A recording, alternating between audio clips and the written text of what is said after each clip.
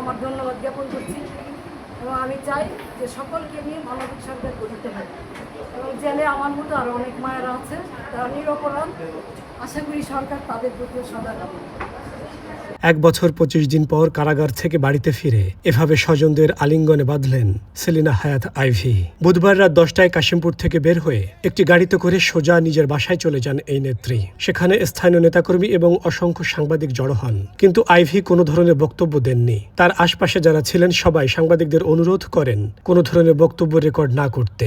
কালবেলার স্থানীয় প্রতিনিধি জানিয়েছেন, আইন শৃঙ্খলা রক্ষাকারী বাহিনীর অসংখ্য সদস্যদের উপস্থিতি দেখা গেছে। এ সময় নেতাকর্মীরা কেউ কোনো স্লোগান দেননি। আইভীও সবাইকে নিরুৎসাহিত করেন।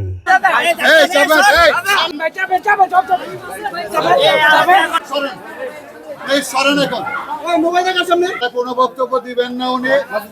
মিডিয়া ভাইয়েরা আপনারা ছবি জানা নিয়ে এখান থেকে চলে যান প্লিজ,